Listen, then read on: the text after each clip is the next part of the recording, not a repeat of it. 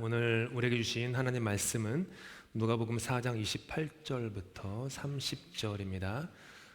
함께 교독하도록 하겠습니다. 제가 먼저 28절 읽겠습니다. 회당에 있는 자들이 이것을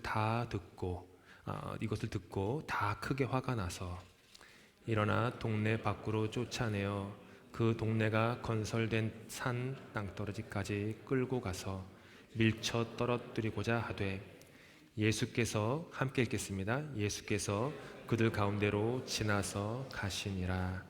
아멘.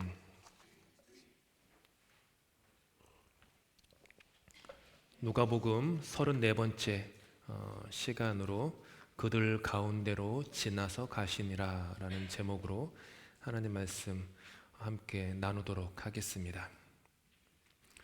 덴마크의 신학자이자 철학자였던 스웨렌 키에르케고르는 이런 말을 했었습니다. 계속 걷기만 하면 만사가 잘 되게 되어 있다. 단순한 말이죠. 우리 교회 어르신들 보면은 하루에 15,000보씩 막 이렇게 걸으시고 그러시던데, 평균적으로 보시면 만사가 잘 되실 거예요. 계속 걷기만 하면 만사가 잘 되게 되어 있다. 물론 다소 과장이 좀 섞인 말이긴 하지만 여기에 인생의 심오한 진리가 담겨 있습니다. 죽음이 무엇이라고 생각하십니까? 죽음은 멈추는 것입니다. 생명은 무엇이라 생각하십니까? 생명은 움직이는 것입니다. 죽음은 멈춤이고 생명은 움직임입니다.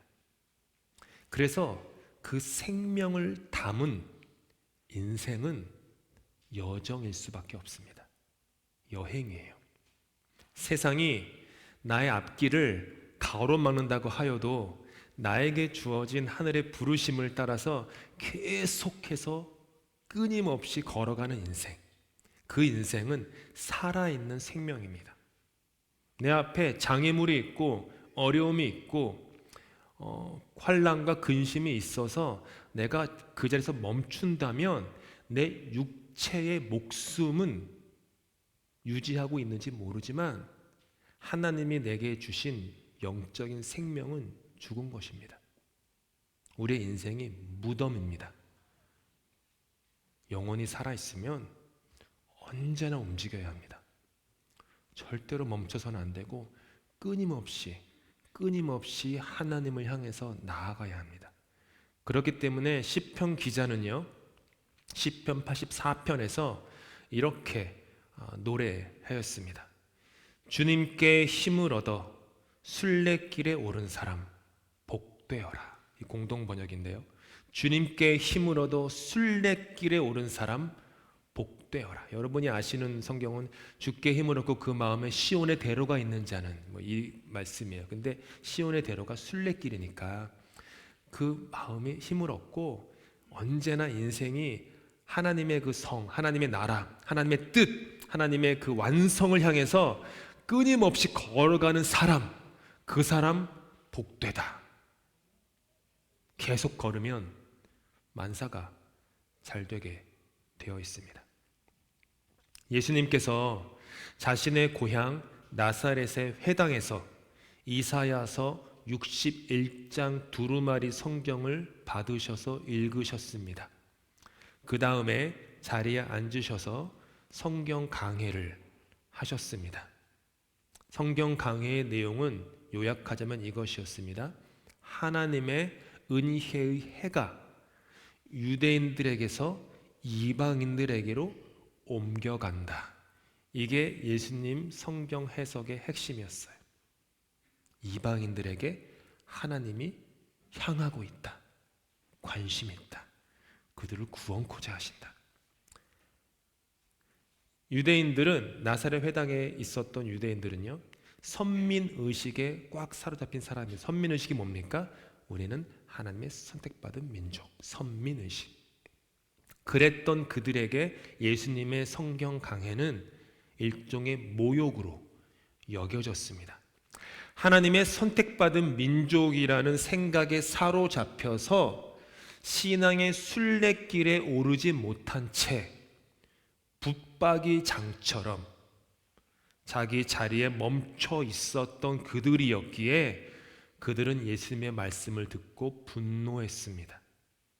그래서 갈릴리 구릉 지역의 남쪽 경사면의 낭떠러지 지역에 형성되었던 나사렛 동네 그 낭떠러지에 가서 그들은 예수님을 그 절벽에서 밀어 떨어뜨림으로 말미암아 자신들의 살해 행위를 정당화하려고 했습니다. 왜 정당화되냐 하면 당시 유대인들이 가졌던 종교율법에 의해서 이방인을 향한 하나님의 사랑을 얘기를 하면은 그것은 일종의 민족 반역죄입니다. 민족의 반역죄.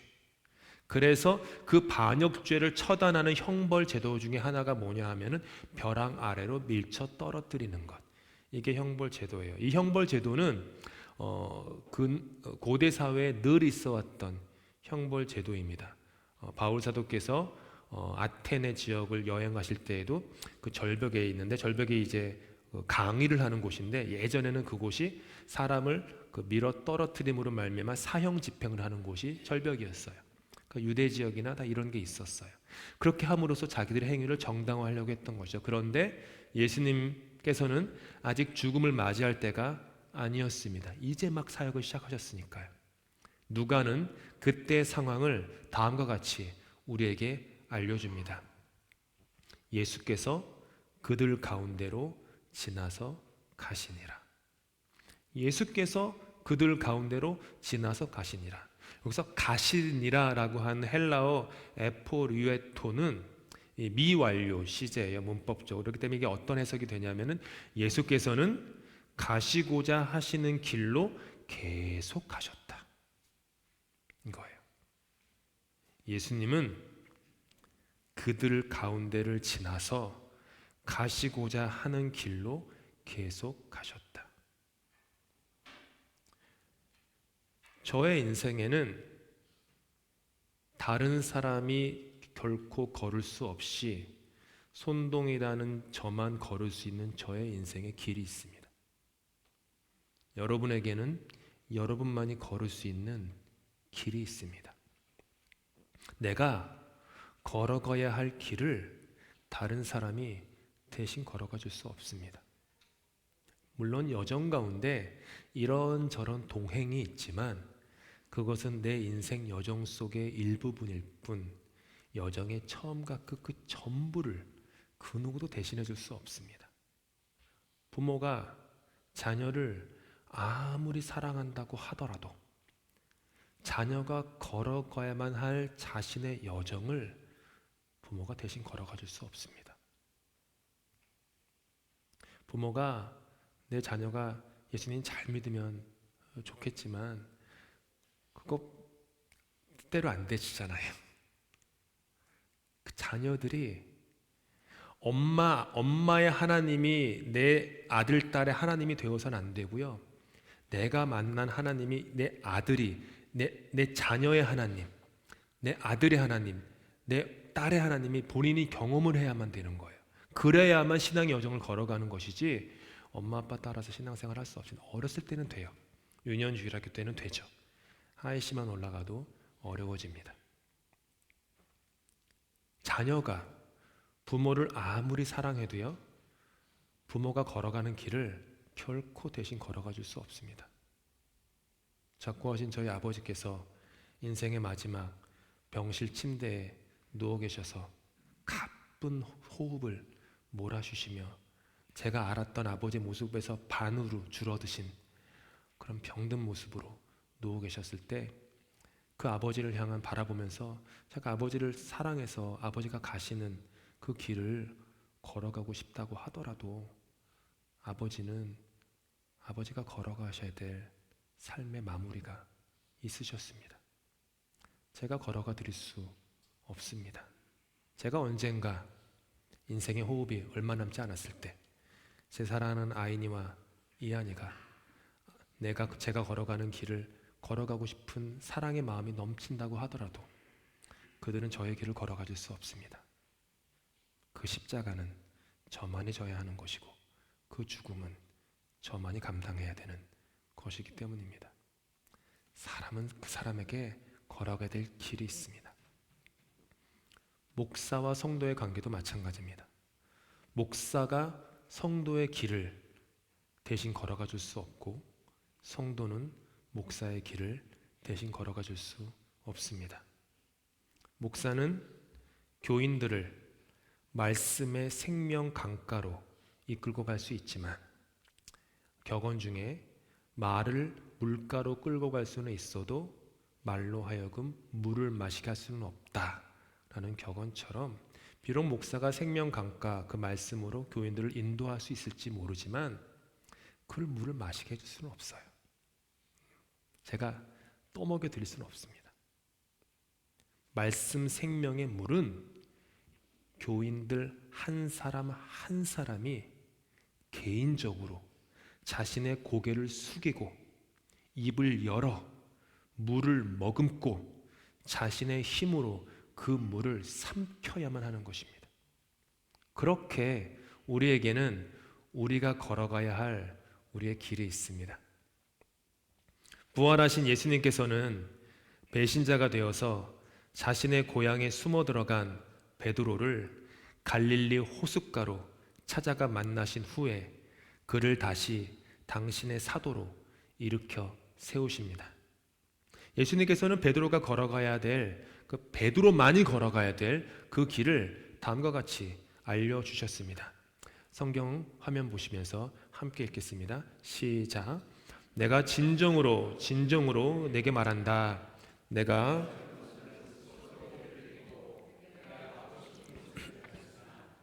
늙어서는 남들이 내 팔을 벌릴 것이고 너를 묶어서 내가 바라지 않는 곳으로 너를 끌고 갈 것이다. 예수께서 이렇게 말씀하신 것은 베드로가 어떤 죽음으로 하나님께 영광을 돌릴 것인가를 암시하신 것이다.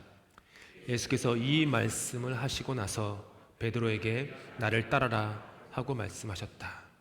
베드로는 자기가 가야 될 길을, 그 십자가의 길을 예수님으로부터 들었습니다. 이 말씀은 베드로가 어떤 죽음을 겪게 될지 거기에 대한 예수님의 예언의 말씀이었어요.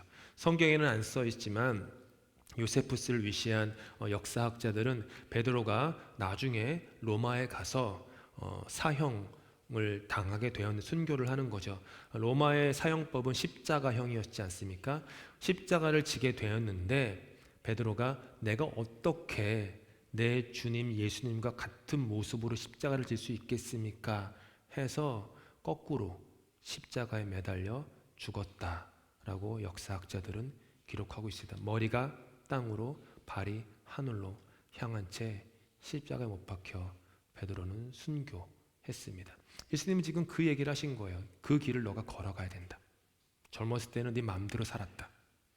네 뜻대로 살았다. 먹고 싶은 거 네 뜻대로 먹고, 가고 싶은 데 가고, 하고 싶은 거 하고, 하고 싶은 말 마음대로 했지만 이제 내가 나이 들어서는 이 뭐죠? 성숙해졌기 때문에 남들이 너를 띠띠우고 네가 원치 않는 곳으로 데려갈 거야. 그 얘기를 하신 거예요. 그러니까 베드로는 그걸 들은 다음에 받아들였어요. 그렇지, 내 주님이 말씀하셨으니까 내가 그 길 걸어가야지. 그러다가 슬쩍 눈을 돌아서 보는데 저쯤에서 한 100m쯤 자신의 동료이자 경쟁자였던 사도 요한이 자신을 향해서 걸어오는 게 보이는 거예요. 문득 마음에 질문이 하나가 올라왔어요. 예수님을 보고 물어봐요. 쟤는요? 이렇게 물어본 거예요. 주님, 쟤는요? 저 사람은 어떤 길을 걸어갑니까? 성경에는 안 써있지만 제가 그냥 추측하건대 예수님은 정색을 하시고 베드로의 눈을 똑바로 쳐다보면서 다음과 같이 대답하셨을 것 같아요. 21장 22절입니다. 함께 읽겠습니다. 시작. 내가 올 때까지 그가 살아있기를 내가 바란다고 한들 그것이 너와 무슨 상관이 있느냐? 너는 나를 따르라.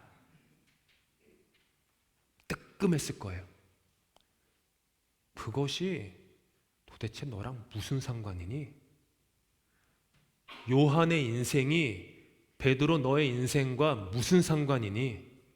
요한이 무병장수한다고 한들 그게 베드로 너가 가는 길과 무슨 상관이니? 너는 너의 길을 걸어라. 너는 나를 따르라. 나에게는 내가 걸어가야 될 길이 있습니다. 나에게 주어진 부르심의 자리가 있어요. 다른 사람이 어떤 길을 걸어가건 상관이 없습니다.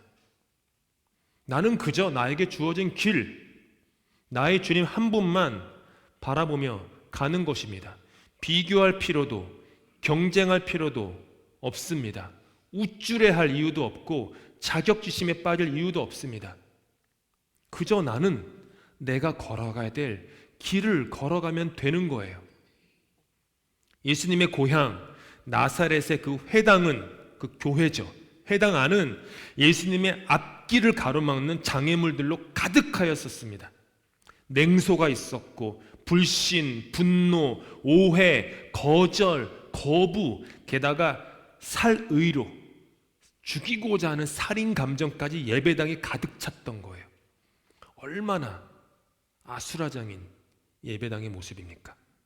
자신을 낮춰야 할 곳이 뻣뻣한 목으로, 말씀을 들어야 할 곳이 인간의 외침으로, 겸손의 자리에 교만이, 은혜의 자리에 특권의식이 가득 찼습니다. 그들은 예수님을 끌고 나옵니다. 낭떠러지에 데리고 가서 밀쳐 떨어뜨리려고 합니다. 뭐죠? 예수님의 가시는 길을 방해하려고 한 것입니다. 멈추게 하려고 한 것입니다. 그들이 끌고 가는 길에 영문도 모른 채 나사렛에 있던 사람들이 몰려듭니다. 구경거리가 낫나하고 그 군중들이 많아진 거예요. 그리고 주님은 오늘 본문에 따르면 그들 그 군중 가운데로 지나서 가시고자 하던 길로 계속 뚜벅뚜벅 묵묵히 걸어가셨습니다. 죽음의 난관에 맞닥뜨려도 자신에게 주어진 길을 묵묵히 걸어가신 거예요. 그래서 성경은 말합니다. 그들 가운데로 지나서 가시니라. 가시고자 하는 길로 계속 가셨다. 그렇다면 묻습니다. 여러분에게 그들은 누구입니까? 여러분에게 그들은 무엇입니까? 여러분은 그들 가운데로 지나서 여러분에게 주어진 길을 가고 계십니까? 이 런던 한인교회는 그들 가운데를 지나서 런던 한인교회만 걸어갈 수 있는 우리의 부르심의 길을 뚜벅뚜벅 묵묵히 거침없이 걸어가고 있습니까? 지난 4월 9일부터 묵상하고 있는 누가복음 4장 16절에서 30절은요 한 구조가 있어요. 일대 다수의 구조입니다. 한 명은 예수님이고 다수는 나사렛의 군중들입니다. 그리고 예수님은 성경 강해를 하시면서 4명의 사람들을 언급하십니다. 이사야, 엘리야, 엘리사, 그리고 사렙다의 한 과부. 이들에게는 한 가지 공통점이 있었습니다. 바로 그들은 하나님과 개인적인, 인격적인 관계를 맺은 사람들이었다는 것이죠.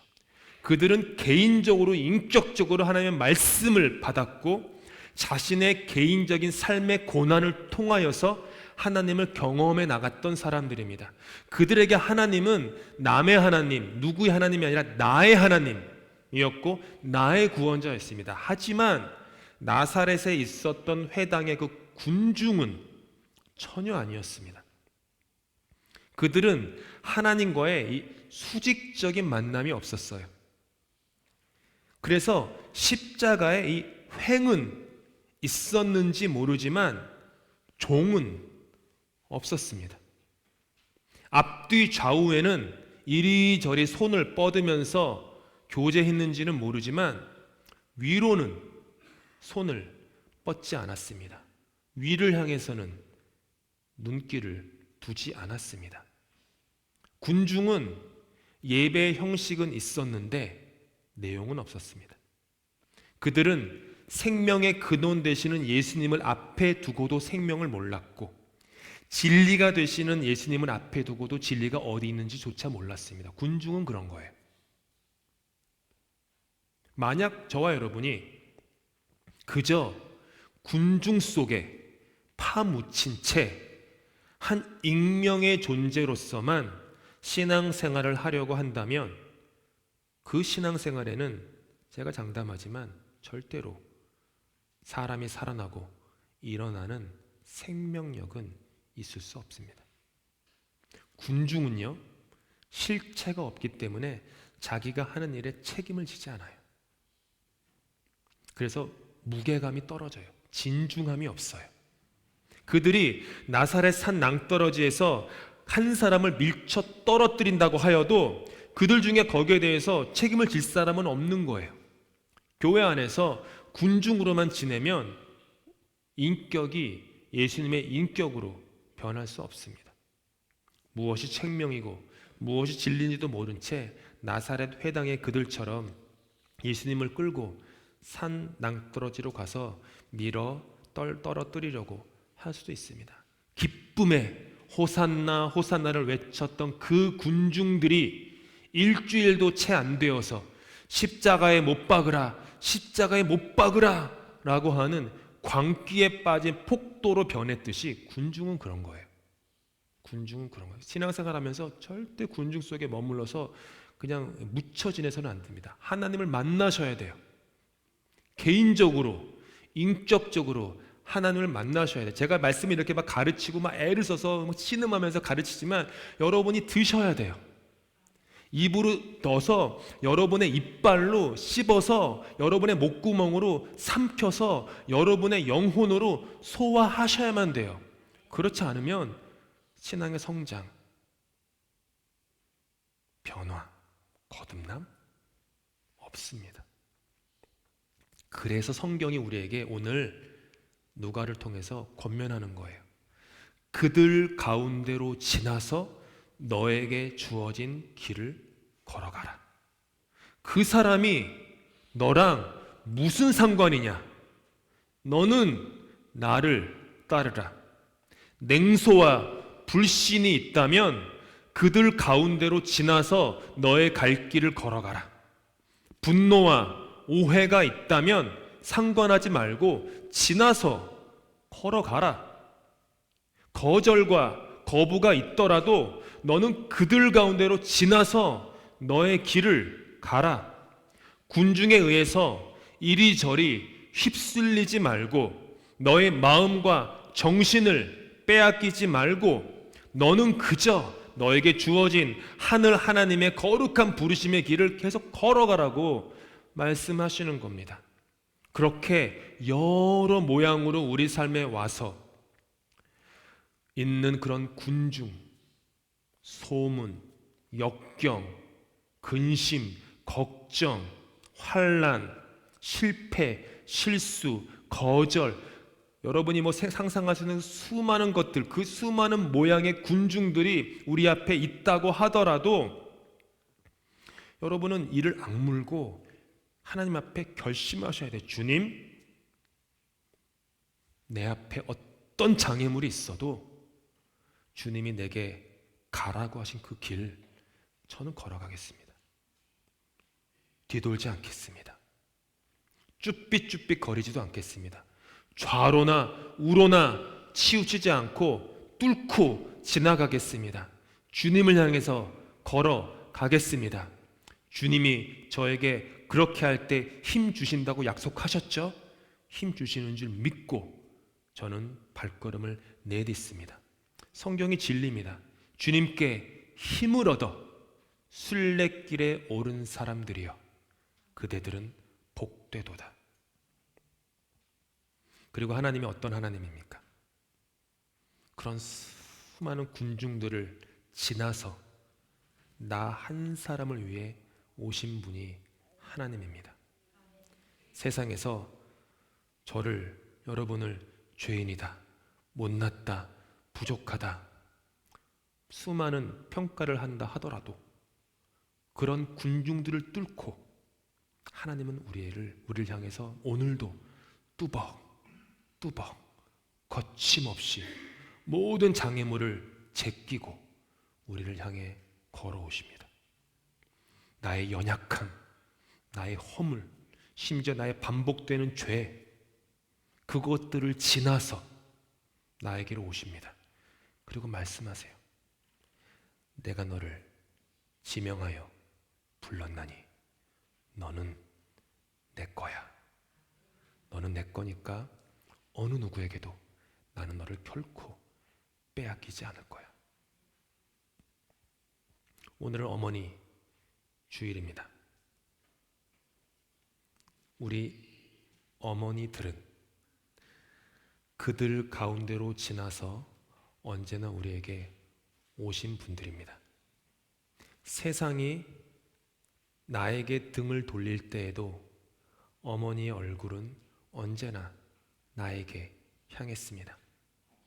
세상이 나를 믿지 않을 때 어머니는 언제나 나를 믿어줬습니다. 그렇게 언제나 나를 향해 왔어요. 세상이 나에게 냉소를 지을 때 어머니는 그 군중을 뚫고 지나서 나에게로 와 나에게 따뜻한 미소를 늘 선물해 주셨습니다. 세상이 여러분에게 넌 아무것도 아니야 라고 할 때 여러분의 어머니는 여러분 그 군중을 뚫고 지나가서 여러분 앞에서 와서 넌 나의 전부야 라고 말씀하셨습니다. 세상이 여러분에게 넌 쓸모없는 사람이야, 별로 소용이 없어 라고 말할 때 여러분의 어머니는 그 군중을 뚫고 지나서 여러분에게 와 말씀하셨습니다. 너는 내가 살아가는 이유야.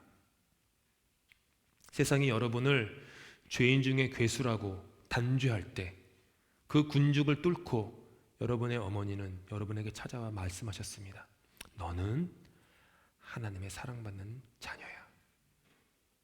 무조건적인 믿음, 전폭적인 신뢰. 그렇게 어머니는 자신의 살과 피를 깎음으로 자신의 아들을, 자신의 딸을 살리고 일으켰습니다. 그렇게 어머니는 자신의 전부를 쏟고 붓고 바쳤습니다. 물은요, 오직 물 스스로 더러워짐으로써만 우리의 더러움을 깨끗하게 씻어줍니다. 저와 여러분의 어머니는 저와 여러분을 위해서 스스로 더러워지기를 기꺼이 마다하지 않으셨던 분들입니다. 단 한순간도 주저하지 않으셨어요. 동희야, 너를 위해서는 나는 기꺼이 이것보다 더 더러워질 수 있어. 너를 깨끗하게 하기 위해서는 내가 이보다 더한 흙탕물에 나 뒹굴어도 괜찮아. 그게 저의 어머니, 여러분의 어머니, 그리고 여러분이 사랑하는 자녀들을 향한 어머니 된 여러분의 모습입니다. 그들 군중이 무엇이건 누구이건 그들 가운데로 묵묵히 지나가서 언제나 당신의 자녀에게 향하는 그 어머니를 잊지 마십시다. 그 어머니가 이 땅에 살아 계시건 하늘나라로 가셨건 캐나다 땅에서 함께 사시건 떨어져 지내건 저와 여러분의 어머니는 언제나 우리의 영혼 깊은 곳에 함께 하십니다. 우리를 향해서 걸어 나오는 어머니의 발걸음은 거침이 없어요. 저는 어머니에게 매일 전화를 드립니다. 한국 시간으로 아침으로 매일 전화를 드리는데 코로나 기간도 있었고 해서 이제 좀 힘든 시간을 몇 년 동안 보내셨어요. 그래서 또 매일 전화를 드려요. 우울증에 빠지지 마시라고 꼬박꼬박 전화 드리죠. 얼마 전에 어젠가 통화를 또 그러시더라고요. 제가 이제 어머니가 저희 교회를 위해서 정말로 늘상 기도하시지 않습니까? 근데 동이야, 내가 널 생각할 때마다 늘 잊지 않는 거는 너가 고등학교 때 예수님 믿고 거듭난 다음에 너가 너무 교회 일을 열심히 해가지고 엄마가 너무 속상해가지고 교회 가가지고 하나님 우리 동이가 너무 교회 일 열심히 해요. 얘 대학 가야 되는데 이래가지고 대학 못 가고 재수하고 삼수하면 안 되는데 걱정돼가지고 엄마가 그냥 교회 가서 그 상가교회죠. 철야를 그렇게 하죠. 우리 어머니는 철야를 그렇게 좋아하셨어요. 근데 진짜 철야, 밤 꼬박 새서 기도하시는데 기도하시다가 주님 우리 동이 좀 정신 차리게 해서 공부 좀 하게 해주시고 뭐 이렇게 기도하셨나 봐요. 근데 우리 어머니는 이제 나름대로 하나님을 만나는 경험이 많으시니까 하나님이 이렇게 음성을 주신 거예요. 내 아들이 내 일을 한다. 딱 그러셨대요. 고등학교 애가 교회에서 일해봤자 뭔 일 하는 거야. 기타 그냥 땡땡거리고 그냥 이러는 거잖아요. 근데 하나님이 내 아들이다. 내 아들이 내 일을 한다. 그때부터 어머니가 저를 포기했대요. 동이는 내 아들이 아니구나. 하나님 아들이구나. 근데 그게 어머니한테 늘 어떤 마음의 평안이래요. 하나님, 여기 김선옥, 제 어머니 성함이 김자 선자 옥자인데 김선옥 아들 아니죠. 하나님 아들이죠. 하나님 책임져 주십시오. 하나님의 그 인생 책임져 주십시오. 제 소유 아닙니다. 하나님 뜻대로 하십시오. 늘 그렇게 기도하신다고 하더라고요. 그렇게 기도하시니까 또 부담스러워요. 그런 기도가 프레셔가 많이 오는데 어머니가 그래요. 아무리 멀리 떨어져 있어도 그들을 다 뚫고 언제나 저에게 다가오시는 분이 어머니입니다. 말씀을 마치겠습니다. 어머니 주일에 주님은 우리를 부르십니다. 그렇다면 네가 다른 사람을 위한 어머니가 되어라. 서로를 향해서 그런 어머니가 되어라. 수많은 얼굴에 그들 가운데를 지나서 이 교회에 있는 어리고 연약한 한 사람의 영혼을 향해서 걸어가라. 그들 가운데로 지나가라. 이 지역사회에 있는 사람들을 향해서 그들을 지나서 구석에 있는 그 사람들을 향해서 걸어가라. 따뜻한 사람이 되어라. 품어주어라. 살려주어라. 일으켜주어라. 런던 한인교회가 그와 같은 어머니로 한 사람 한 사람이 그와 같은 어머니로 세워질 때 이 교회는 어머니 같은 따뜻한 생명의 그런 교회로 날마다 든든히 세워질 것입니다. 다 함께 기도하시겠습니다. 그들 가운데로 지나서 가시니라. 수많은 군중의 틈바구니에서 주님을 찾습니다. 나의 힘, 내 평화, 내 기쁨, 내 생명, 나의 왕, 내 노래, 나의 주님을 앙망합니다. 주님이 보이신 삶의 방식처럼 우리를 가로막는 여러 모양의 역경과 장애물이라는 그들 가운데로 우리도 지나서 우리에게 주어진 부르심의 길을 묵묵히 거침없이 걸어가게 하여 주옵소서. 수없이 많은 그들을 뚫고 그들 가운데를 지나서 언제나 우리에게 다가와 주신 우리의 어머니들을 인하여 주님께 감사드립니다. 주님, 우리 모두도 그와 같은 어머니가 서로를 위해 되어주도록 우리를 성장시켜 주옵소서. 예수 그리스도의 이름으로 기도합니다.